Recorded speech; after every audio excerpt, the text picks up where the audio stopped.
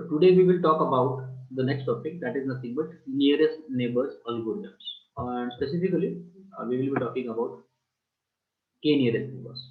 So yesterday I have given you a brief idea about it, but anyway, what I will do is I will try to show you the concept behind k nearest neighbors algorithm, which is one of the best algorithms for classification, as I told you yesterday. And then we will go and we will try to see the implementation of the same. Okay, so if you look at your syllabus once, see what they have mentioned is distance based models, right? Neighbors and examples. This is what we will see today, and nearest neighbor classification. So till this point we will complete today. So in case of nearest neighbor classification, we will see k nearest neighbor algorithm, right? Because that is the algorithm which makes use of distances. So to talk about k nearest neighbors algorithm, let's first of all discuss the theory part or the concept. For that, let me just open this. Let me use this one. Okay, so I'm going to start with the concept of k nearest neighbor. So we want to discuss this KNN algorithm, right? K nearest neighbor algorithm. So for that, I hope you people are aware about Euclidean distance, right? So Euclidean distance we have already seen. The formula is something like under root of x2 minus x1 whole square plus y2 minus y1 whole square. That's the formula which we are used for Euclidean distance. Then one more type of a distance is there, and that is nothing but Hamming distance. Right. So in case of Hamming distance, we have seen that it is used for categorical data. Right. So it's used for categorical data, and Hamming distance makes use of only two values, 0 and 1. Third point we talked about is Manhattan distance. So always remember these are the three options for you whenever you are making use of distances, right? Whenever you are trying to make use of the algorithms which make use of distances, these are the three options. So Manhattan distance is calculated with the help of this magnitude, right? So what you can say is you should get an absolute value. So magnitude of x1 minus x2 plus y1 minus y2. That is the thing, but positive value you should get. Okay, so these are the distances which we have seen. Now, talking about k nearest neighbor algorithm, which makes use of these distances, always remember, I told you this k, this k in KNN, actually it is provided by user. User provides this value. When we will go and we will see the implementation of KNN algorithm, as a user, we are going to provide this particular value. So user provides this. The value of k is actually provided by user. And one more point I told you that KNN algorithm actually it's a supervised learning algorithm. It makes use of supervised learning approach. Right. This is the basic point about it. And yes, that's why you can solve both the types of problems, regression as well as classification you can solve. And as I told yesterday, it has been seen that for classification, this is the best algorithm. So let's discuss classification using KNN. Right. Till now, whatever the algorithms we have seen, it may be linear regression, it may be support vector machine. So for other algorithms, for other machine learning algorithms, what we do is first train. First of all, we train the model based on the data with the help of some algorithm, right? And then we go and then test it. First of all, training and then testing, right? Or maybe prediction, whatever you say. This is what we have been doing in the previous algorithms, right? So this is what we have been doing in the previous algorithms. But KNN is not the same. KNN is something different, right? And remember, KNN algorithm is also called as lazy learner. This particular term is very important. There can be a question: which algorithm of the following is called as lazy learner? So remember, KNN is the algorithm which is called as lazy learner. We will see why it is called as lazy learner. What is the reason behind that? Okay, but remember that as compared to other algorithms, whatever we have seen. In your case, we talked about only linear regression and support vector machine. So in both of the algorithms, what was the case? First train and then test. But KNN is different, and KNN is called as lazy learner. So what it does is, why it is called as lazy learner actually? Because this is the reason. It learns when it has to do prediction. It learns when it has to do prediction. So remember this line. And that is the reason why it is called as lazy learner. How? How you can note down this, or how you can notice this particular point? It learns when it has to do prediction. It means it learns whenever it is required. Only then it learns. Otherwise, it is not going to learn. Right? For example, just take example of you people. You people are going to study whenever there is exam. Otherwise, you are not going to study. Exactly same thing. KNN is going to follow here. Right? So it is not like that. First, it is going to be trained. It is going to learn and then test. No, it is going to learn whenever it is required.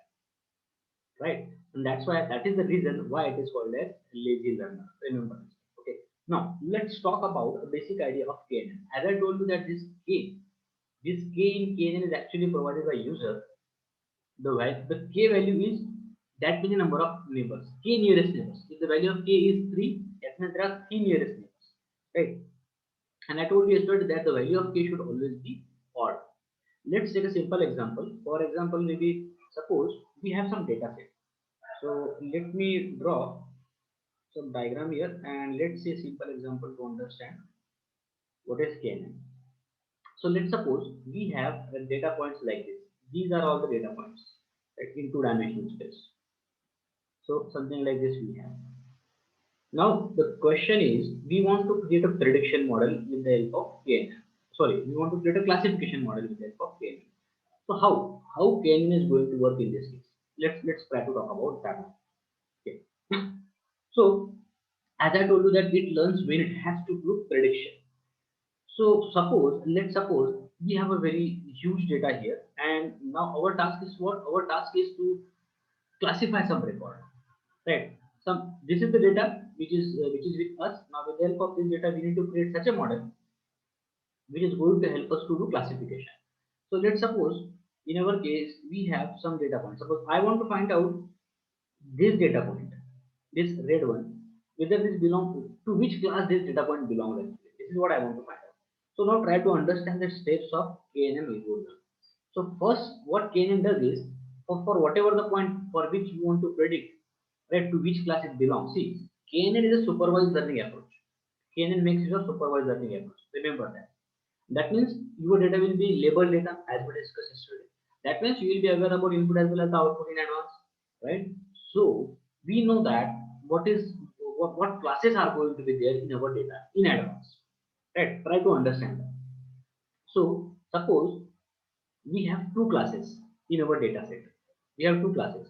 Suppose this particular data is having two classes, class 1 and class 2, right?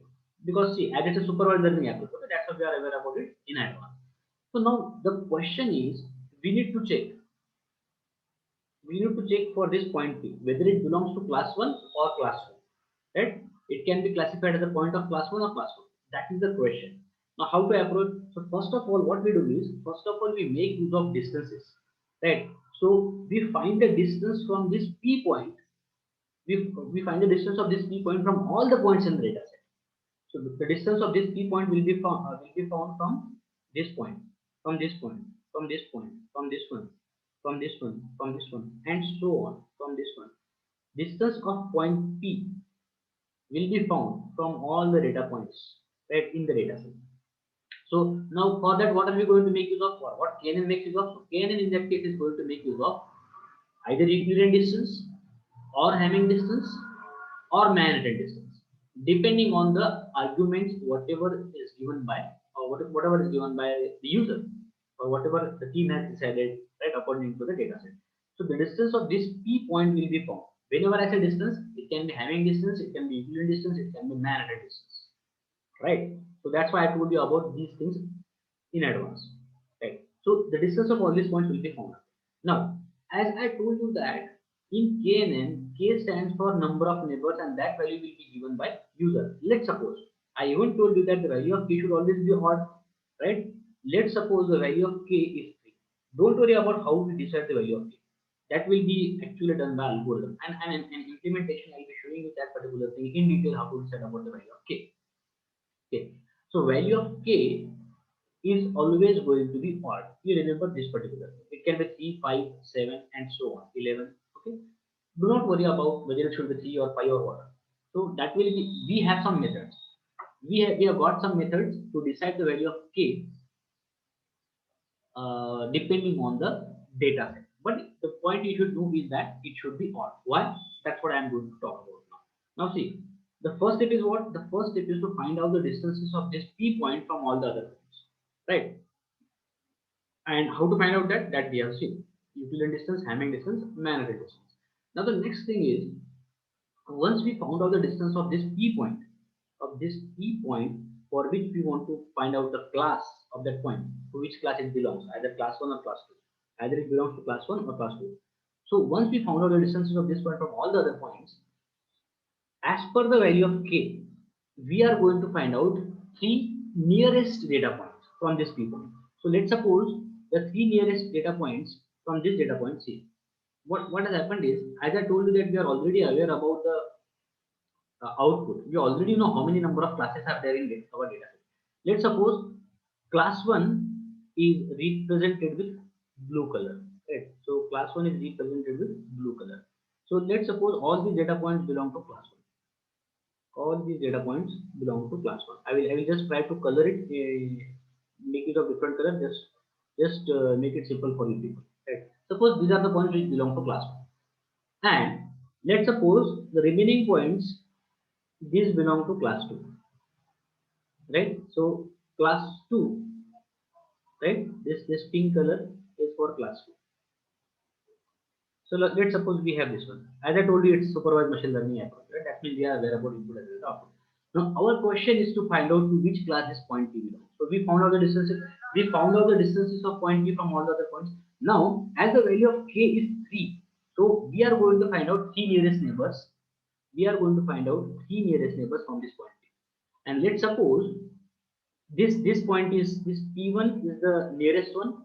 This then second nearest one is this P2, and the third nearest one is this P3. Now what we got? We got this particular 1, 2, and 3. P1, P2, and P3. These are the three nearest points from P. Out of these three nearest points, out of this P1, P2, and P3, P1 belongs to P1 belongs to class 2. P2 belongs to class 1, and P3 also belongs to class 1. Now just check, from this P, the nearest points are P1, P2, and P3, and out of those three nearest points, 2 points, that is P2 and P3, right? P2 and P3, they belong to class 1. See, class 1. That means maximum number of points belong to class 1. And from that we can conclude that P is going to belong to class 1. That's the basic idea behind KNN algorithm, right? Because from the nearest points, see, it can be 3, 5, 11, any odd number. From the nearest data points, from this P, maximum number of points belong to class 1. And that's why we concluded that P also is going to belong to class 1. This is the basic idea behind KNN algorithm. As simple as that. If anyone having any doubt, I will repeat it once again. Right? Is everything clear, everyone? Is it clear, all of you? Or if someone is having any doubt, yes, please ask me, because once you understand this, everything will be easier. Whenever we will talk about implementation, you will get it. Any doubt? People, any doubt? Just let me know, yes or no. If any doubt, I will repeat it. No problem. Okay. So someone is asking, sir, why is k taken only odd? Okay, that's a good question. Why k is odd? Let me tell you. See, just take an example. Let's just take that k is equal to 4. Okay. Now, if I take k is equal to 4, that means I will be looking out at k nearest neighbors. That means 4 nearest neighbors. Suppose if you look at k nearest neighbors, so suppose P1 is nearest, P2 is nearest, P3 is nearest, and P4 is nearest. Now, these 2 points belong to class 1, and these 2 points belong to class 2. Is it possible for you to find out which from which class maximum number of nearest points are there? See, 2 from class 1 and 2 from class 2. So you cannot compare that, okay, the nearest data points from class 1 are more as compared to class 2. Is it possible in case of even numbers? No. That is possible in case of odd numbers only. And that's why we choose the value of k as odd. Is it clear? See, as this is 3, that's why there can be a comparison. Either it will be 3 0, see, either it will be 3 0, or it will be 3 1, or it will be or it will be 2-1, or it will be 1-3, or sorry, 1-2, something like this. So there can be a comparison, but in case of odd, what going to happen? There is a question, there is a situation that this might come 2 from class 1, 2 from class 2, class 1 and class 2. So there you cannot compare that. Means equal number of points are going to be there. That's why value of k should be odd, right? But okay, sir. But if we have three classes present, we can't use k equal to 3, right? Okay. You see, Sharon, you are not going to have three classes. That is for sure. That if you have three classes, see, it's a binary class classification. Always remember, k nearest neighbor is going to be binary class classification. Are you getting, Sharon? Binary means what? Two. So you will always be having two classes. If you have three classes, then for that there will be a different scenario. So just try to understand. See, k nearest neighbors can solve the problems like, suppose if you have a problem to solve, whether the patient is uh, maybe, for example, diabetic, non-diabetic, whether the patient is positive, negative, whether the student is pass, fail, right? These all these kinds of problems can be solved with the help of KNN algorithm. That is nothing but it's a binary class classification, and binary means two, right? Binary class classification. So that's why the value of k should be odd. That's the reason. Okay, I hope you understood that. Any other doubt? Anyone? Any other doubt? Is it clear? Other people, just let me know.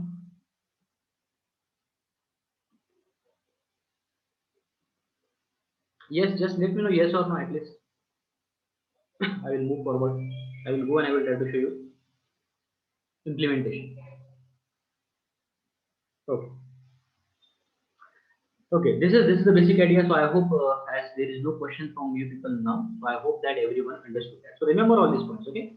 KNN is called as lazy learner. This is the important point. There will be a question. There will be a question on distances.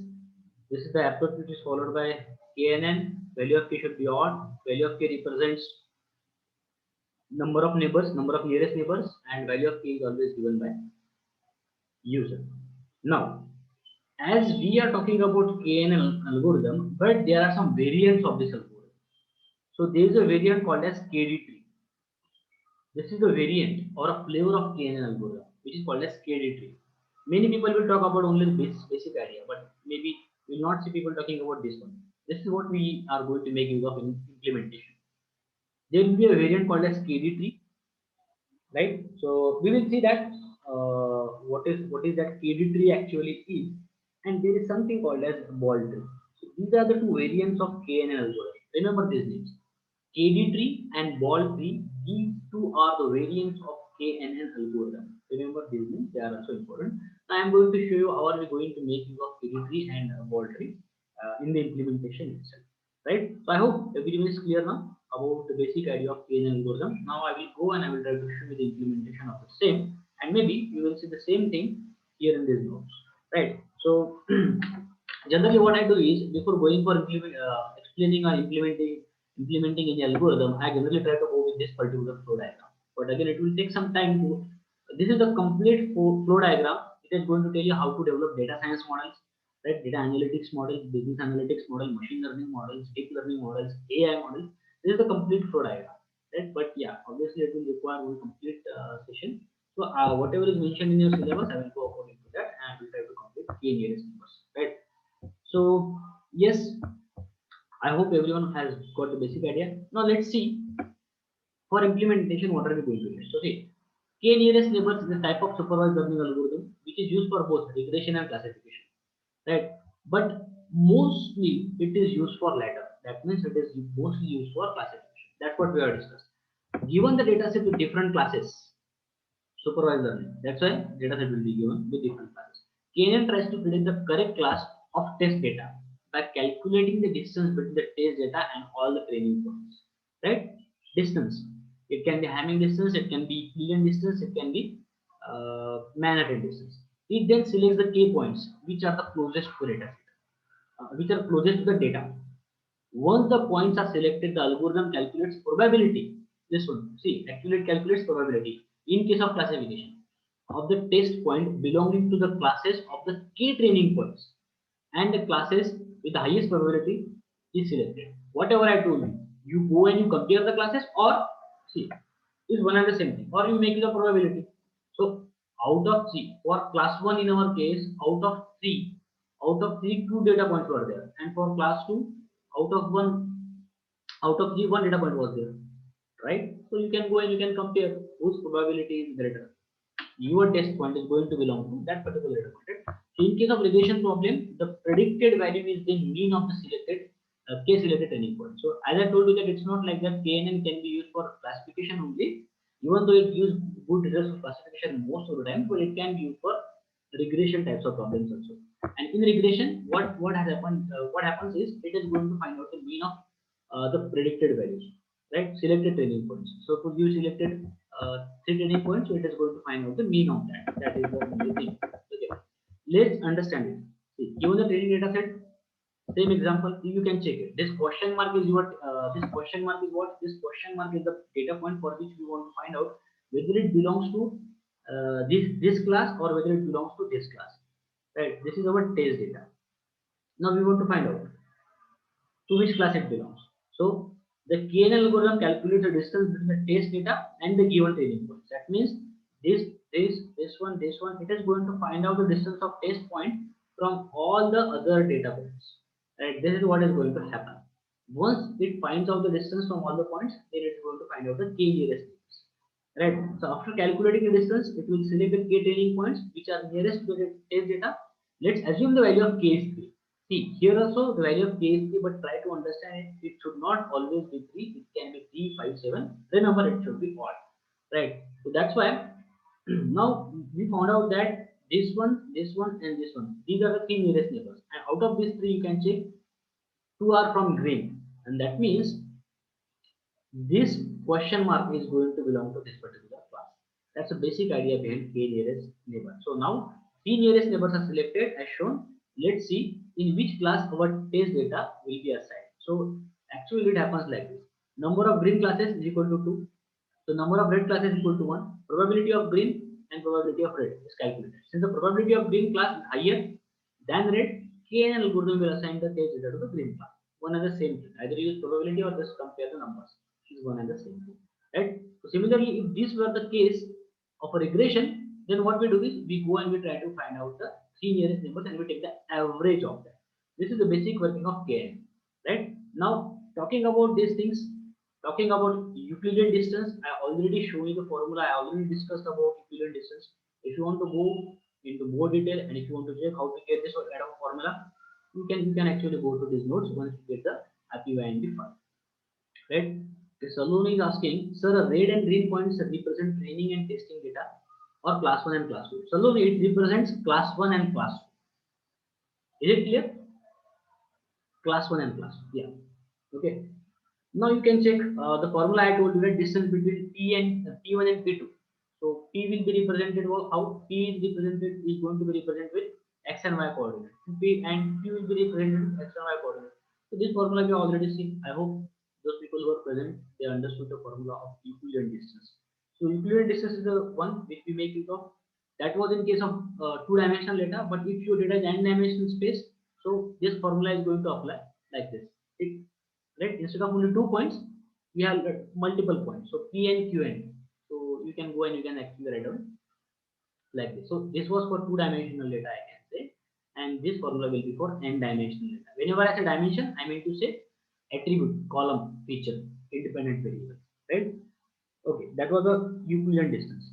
Hamming distance, as I told you, Hamming distance makes use of two values, 0 and 1, and it can be used in case of categorical data. So according to Wikipedia, Hamming distance is distance metric that measures the number of mismatches between two vectors. If you remember, I given you example of zip code, right? So it is mostly used in the case of categorical data. So Hamming distance of xy is equal to summation I equal to 1 to n 1. That means equal, right? So if x are not 1, that means not equal for example. When x are not equal to y. Generally, if you have features as categorical data, then we consider the difference to be 0. If both the values are same and the difference is 1, if both the values are different. That's what we talked about yesterday. And Manhattan distance also I talked about. Manhattan distance also known as L1 norm. L1 norm. Remember this name. Manhattan distance is also called as L1 norm. Right? Taxi cab norm, rectilinear distance, or city block distance. So you people need to remember these names. Manhattan distance is also called as L1 norm, taxi cab norm, rectilinear distance, or city block distance. So this distance represents the sum of absolute difference between the opposite values in the reference, right? X1 minus x2 plus y1 minus y2. Or in general, I can write it down like this: summation of I equal to 1 to n mod of xi minus yi, where I is going to change from 1 to n. Manhattan distance is less influenced by outliers than equivalent distance. With very high dimensional data, it is more preferred. That's why I told you yesterday that if your data is very big data, you can make use of Manhattan distance. But in most of the cases, Euclidean distance is going to work for you. Now, lazy learners. Now, why KNN is called as lazy learner? So, KNN algorithms are often termed as lazy learners. Why? Most of the algorithms like logistic regression, support vector machine are eager learners. As I told you that first of all training will be done and then testing will be done. Right? So they are all eager learners. But in case of KNN, it is lazy learner. Remember this particular term. So other algorithms generalize over the training set before receiving the test data. That is, they create a model based on training data before receiving the test data, and then do the prediction or classification on the test data. But this is not the case with KNN algorithm. It doesn't create generalized model for the training set, but waits for the test data. Once the test data is provided, then only it starts generalizing the training data to classify the test data. This is what we have been talking about since we discussed about linear regression, right? First training and then testing. So a lazy learner just store the training data and waits for the test set. As you have seen the working of KNN algorithm, what we do in that case, we wait for test data, right? And that's why such algorithms work less while training and more while classifying the human test set or given test data. So as I given you example, right? You people are going to study whenever there is an exam. Otherwise, you are not going to study. Lazy learners, right? Remember this particular thing. Now, weighted nearest neighbor. So weighted it means what? So in weighted KNN, we assign weights to the k nearest neighbors. Weight that means weightage or the importance I can say. The weights are typically assigned on the basis of distance. Sometimes so whatever the data point which is at less distance, more weightage will be assigned to that particular data point. Right? Sometimes rest of the data points are assigned weight of 0. That means they are not of not that much of importance. That means they are far away from that particular test data. So the main intuition is that the points in the neighbor should have more weights than the farther points. Are you getting? The points which are nearer, those points will be given higher weight as compared to the farther points, right? Now choosing the value of k. As I told you that we are going to have some methods in KNN algorithm which are going to help you to decide the value of k. But still, we will discuss whether it should be higher or whether it should be lower. So the value of k affects KNN classifier drastically, right? As we have seen that the value of k should be odd, but again, there are some points one needs to take care of. The flexibility of the model decreases with increase of k. With lower value of k, variance is high and bias is low. But as we increase the value of k, variance starts decreasing and bias starts increasing. So with very low value of k, there is a chance of algorithm overfitting, right? Where with very high value of k, there is a chance of underfitting. So let's visualize the trade-off between 1 by k, train error and test error. So whatever the diagram you are able to see here, this diagram is showing you the relationship I can say. We can check on the x-axis we have 1 by k. On the y-axis we have error rate. Now let's try to see for training error. So for training error, if you see if the value of k is very very high, that means, or if the value of k is very very less, that means 1 by k is very very high. This value of k is very very high. So if value of k is very very high, initially error will be very very high. But as and when you are going to increase the value of k again and again, error is going to decrease like this. Similarly, see you can check it from this particular diagram, right? Similarly for test error also same thing happens. But there's a difference. For test error, initially greater value of k is going to give more error, but after some point, and that error is going to decrease like this, but after some point again it is going to increase, right? So there is a trade-off actually. There is a trade-off. So we should come to a point where our model should not be overfitted, our model should not be underfitted. So we can clearly see that range error rate increases with increasing the value of k, whereas test error rate decreases initially and then increases again. This is what we can see with the help of this particular diagram. So our goal should be to choose such a value of k which we get minimum of both test error and training error, right? That minimum both the error, that is test and training error, and avoid overfitting as well as underfitting. So we use different ways to calculate the optimal value of k, such as cross validation. Okay, these are the methods which I was talking about. You can decide the value of k with the help of k cross validation. What we do is we provide the value of k like 3, 5, 7, 9, 11, 13, and so on. We pass all the odd values. Whatever is the best value out of all those values, that best value will be decided by algorithm. So error versus k curve, checking accuracy for each value of k, etc. So we actually make use of cross validation to decide the value of k. But the point you need to remember is that it should be odd. What are the advantages and disadvantages? So advantages for KNN algorithm, like it can be used for both regression classification. Very simple and easy to implement. Mathematics behind the algorithm is easy to understand. That is distances. There is no need to create a model. No need to create the model initially. KNN doesn't make any assumption for the distribution of the given data. And there is not much time cost in training this. These are some of the pros of KNN. Talking about disadvantages or cons. Finding the optimum value of k, it might require some time. It takes a lot of time to compute distance between each test sample and all training samples. So obviously, we need to calculate the distance of test data point from all the other points. That's why sometimes it will take a lot of time. Since the model is not saved beforehand in the algorithm, that is lazy learner, every time one predicts a test value, it follows the same steps again and again. So same steps are repeated again. Since we need to store the whole training set for every test set, it requires a lot of space. Space required is more.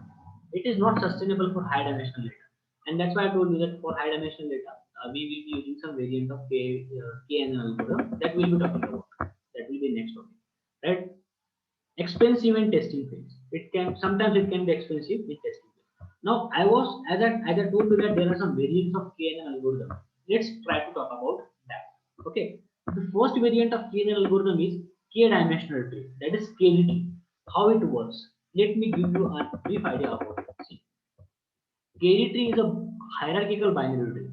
You people might be knowing about tree, right? Tree is nothing but where you have nodes and vertices, right? Root node, leaf node, and all those things.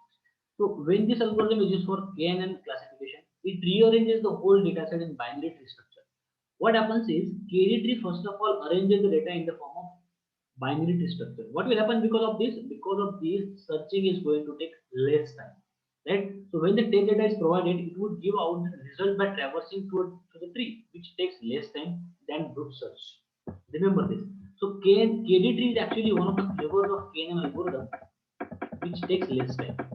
Just to remove that disadvantage. Now, see here in this my handwritten notes, you will see the basic idea behind KDT. Let me explain you this. For example, you have training data. Now, your training data is having x and y coordinates. See, this is x value, y value, x value, y value. That means these are data points. One data point will be represented by x and y coordinates, and so on. So, if my training data is something like this, 1, 2, 2, 3, 2, 4, 3, 6, 4, 2, and so on. So you can check 1, 2, 3, 4, 5, 6, 7, 8, 9, 10, 11. 11 data points are there, right? So let's take in this KD tree, right? In this KD tree, let's take the value of k is equal to 2. See, do not confuse this k with KNN, the k in the KNN. Okay, this is about KD tree. Let's take this as k is equal to 2. Again, how to decide that? We don't have to worry about that. Method is going to decide. KNN algorithm is going to decide that. Okay, this is just a variant of KNN. Actually, the name of the method will be KNN only. We just need to pass the value of that KDT. Remember that. Okay, so let's build 2D tree. What I told you initially, whatever the data you have, that data will be converted into tree structure. Why? Once it is converted into tree structure, it will take less time for searching. That is the only purpose, right? So what we do is let's start our data. Let's sort our data and choose the median to be the split. See, as I told you that we have x and y coordinates. So what I'm going to do is I am going to take all the x values from the data. So you can check what are the x values. So you can see x values are 1, 2, 2, 3, 4, 5, 6, 7, 8, 9, 9. That means what x values are, see, 1, 2, 2, 3, 4, 5, 6, 7, 8, 9, 9. These are the x values. So what I am going to do is I am going to list down all the x values here. So you can check it. That's what I have done here. 1, 2, 2, 3, 4, 5, and so on. Right? After that, what are we going to do? After that, we are going to find out the median of this data set. Median, you understand? Median is nothing but the middle element. So you sort that, and whatever the middle element you are going to get. In our case, median is 5. So our first node will be, so what we do is we found out the median. So median, it comes out that the median is 5. So from x, the median is 5. And that's why what we have done is, as median is 5, so where is the value of x as 5? This is the point, right? That means as our median for x is 5, we are going to take the respective value of y, and that is going to be our point, right? Which we are going to make use of as a root node, or which we are going to make use of as a split node.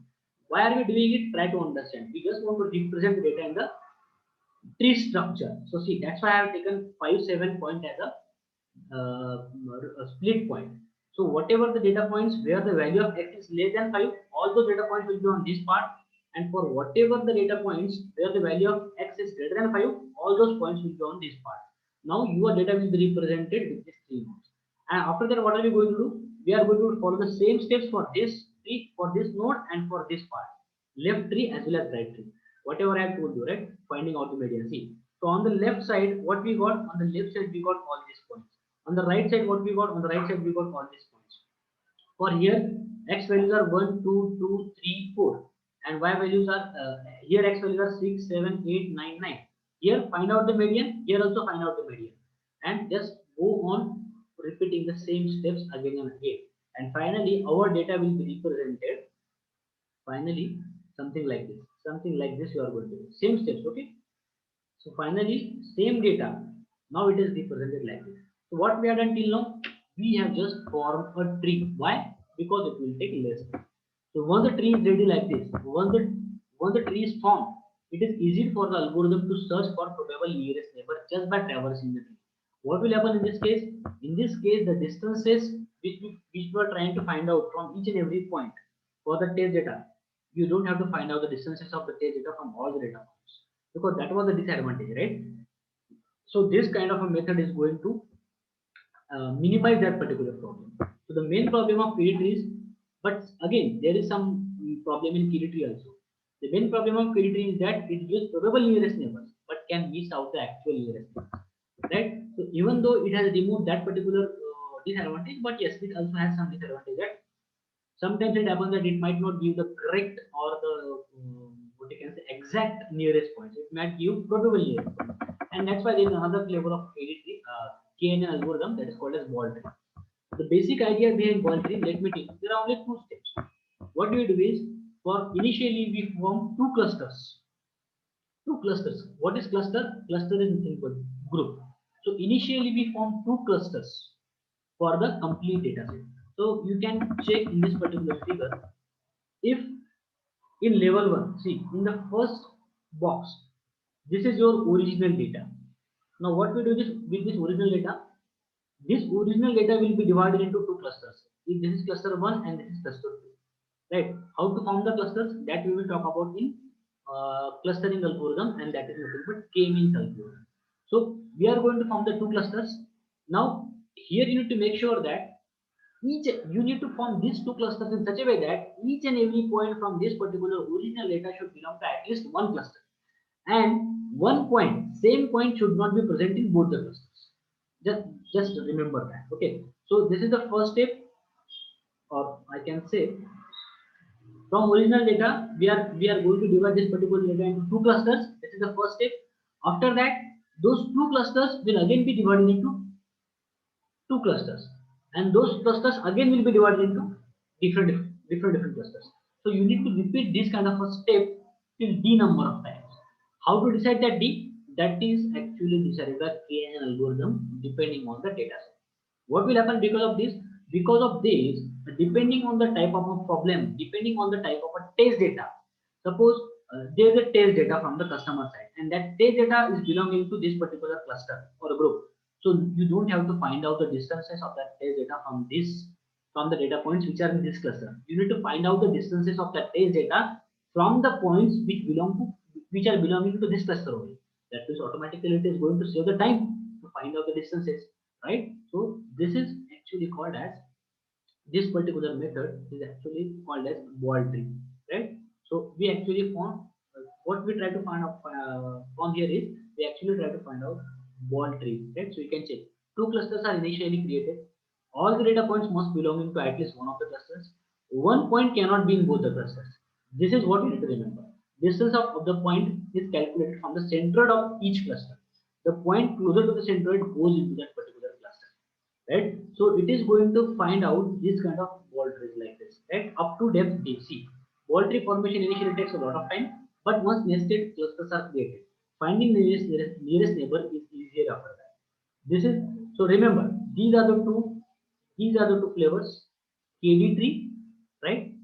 And another one is ball tree. So whenever we are going to talk about KNN algorithm, you will see that people making use of any one of this.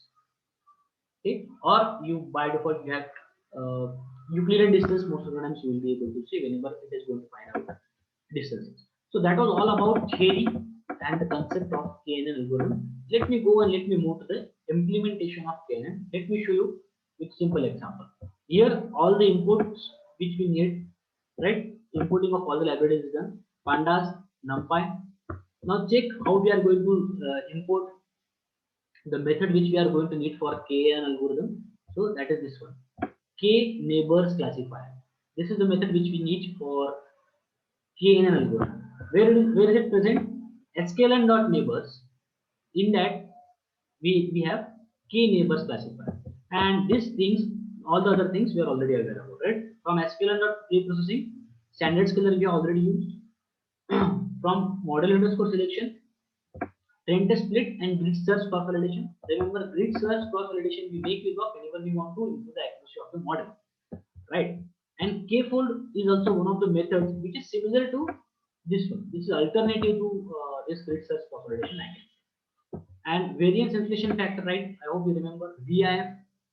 It is used to find out whether there is a multi-collinearity present in the data set or not. If the value of VI for a particular column is greater than 5, that means there is a multi-collinearity present in that data set.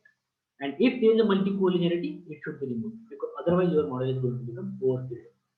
And yes, as it's a classification problem, we are going to need accuracy score, confusion matrix, receiver operator characteristics, and receiver operator characteristics under this is curve and this is ROC AOC score.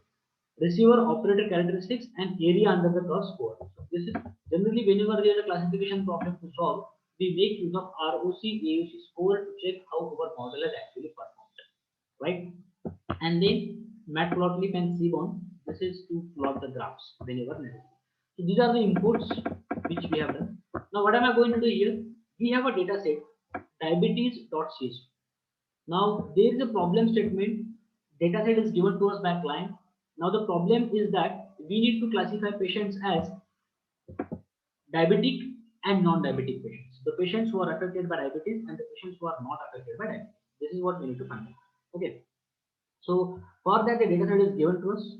Let me go and let me try to show the data set itself. Okay.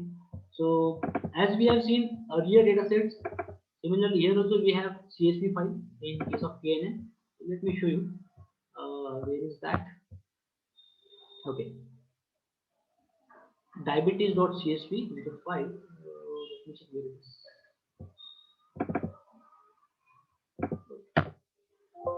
So let me show you CSV file. What is the name? Diabetes. Oh yeah, this one. This is the file. Let me open the CSV file. So you'll be able to see that there will be a lot of features. There will be output column, right? So you can check. This is what our data set is. So in this data set, you can see all these are the input features. So our target is to create a model which is going to help us to classify the patients, right? for the test data. So you can check the first field in the data set is pregnancies, right? Next field is glucose. Next field is blood pressure. Then skin thickness. Then insulin. Then uh, body mass index (BMI), right? Diabetes pedigree, and then age of the person or age of the patient, and then finally the outcome. So one, it means that person is affected by diabetes. For example, zero means non-diabetic patient. So this data is given to us. Now from this data set, we need to go and we need to check, we need to train a model. We need to check, uh, uh, or we need to, what we can say, we need to create such a model which is going to help us to find out whether the patient is diabetic or not. But if you notice in this data set, if you check in the data set, there are some values like, see, maybe if you check blood pressure column, so there are some values like zero. Here is a value like zero. So see, you people might be knowing, right? Blood pressure cannot be zero. If blood pressure is zero, that means that patient is dead. So this does not make any sense. So why is it so? Why from where actually these zeros have come? When client sent this data to us, what they had done is, before sending the data, whenever there was a missing value, what client has done is, client has directly replaced that missing value with zero. And that's why in the columns like blood pressure, I think skin thickness, you can check there are zero values. But it does not make sense. Okay, this is not making any sense, because see, if blood pressure is zero, that means that person is dead. So later on, we are going to handle all these problems in our pre-processing or cleaning of the data. Remember how to do that. So maybe we will try to make use of something called as box and whisker plot to know the outlier values, or box plot. Maybe we will try to make use of distribution plots, right? And then we will check any missing value or what the distribution of the data and so on. And we are going to handle these things. So we will be doing something called as imputation, right? All those things we are going to do that. So remember this, as our data is there are some values which are not making any sense, right? And so we need to handle that, because again, if you go and if you try to divide this particular, if you go and if you try to make use of this kind of a data and train the model, what will happen? Because of this, you will be able to create the model, but in that case, that model is going to be again overfitted. That's the problem, and that's why I will show you how to handle all these things. But remember, I will again repeat, from where all these zeros have come. When we receive this particular data set, right, what client has done is, before sending the data set to us for creating the model, wherever there was a missing value, client has directly replaced that missing value in the data set with zeros. And you can see blood pressure cannot be zero, right? Obviously, it's not possible. So that's why we will go and we will try to handle all these things. So remember, out of all the columns, out of all the features, you can see that till this age, pregnancies, glucose, blood pressure, and all those things, right? These are our input features or input column or independent variables or inputs. And this outcome is our output, right? Or target variable, I can say, target label. So see, our data is labeled data, right? And here we are aware about input as well as the output. What type of input we have and what type of output we have. So supervised learning approach. So classification problem. And one more point. Someone has asked me why we cannot make use of value of in output. You cannot have three variables, right? So because it's a binary class classification, you can say either it is one or zero. So maybe for example, one means diabetic and zero means non-diabetic. For example. So we have only two classes here. So binary class classification problem we can solve with the help of K. That's what we are going to do. Okay, so I hope everyone understood the data set, and that's what I am going to do now. Now, as usual, we are going to do what? We are going to import the data set in Python with the help of pandas.read_csv. And it's a CSV file, whatever I have shown you. This file is CSV file. So first of all, we need to get that CSV file into Python. So this data is going to become a data frame, right? So this is how I'm going to read. Head command by default shows the first five rows. So you can check pregnancies, glucose, blood pressure, skin thickness, insulin, BMI, diabetic, pedigree function, and age. All these are input columns and outcome is output. So you can see first five records are there because of the head command. So yes, we have successfully imported the data set into Python as a data. And the next thing is, now start understanding the data. Then go for pre-processing of the data, maybe cleaning of the data, right? And then divide the data into input and output, and then training and testing. So you can check data.describe. Data is our data frame in which we have everything from the CSV file. So data.describe, and you can check it is going to give us count. So 768, 768, 768 everywhere. The count of every feature is 768. That means there is no missing value. Right. Mean you can check mean of all the columns. Standard deviation you can check. Minimum value C. Minimum value if you check, blood pressure minimum is 0. Blood pressure cannot be 0. That means that person is dead. That person is not there. So there is some problem here. So see, it's a common sense, or maybe it's common medical term we can say, right? Obviously, blood pressure is 0. That means that person is not. That means there is some problem with this data, and that's what we are going to handle, right? Then quartile 1, quartile 2, quartile 3, and maximum value. So it seems there are no missing values in our data, right? Because count is 760, but there is another problem, and that's why what we do is we go and we plot the data set. Why we do this? We plot distribution plot, right? In the C1, because of the C1 package, we are able to plot a distribution plot for the graph. Distribution plot gives us the idea of how the distribution looks like. So as I have already told you that your data should be numeric, then the distribution should be normal distribution, okay? And for checking that only, we go for distribution plot, right? So maybe as it's already the time, what I will do is I will stop here, and distribution plot we will continue later on. Okay, before that, let me tell you the person with the name Shivam Tarte. So what Shivam has done is he directly sent me the name and the roll number at the start of the session today, and that person is not there. So anyone please pass the message to him that I also understand what he is doing. Okay, Shivam Tate, I don't have any problem. I don't have any problem with your attendance. People try to understand that, right? You just tell me, I will mark your attendance 100%. I don't have any problem. But don't do this like this. Do it like this.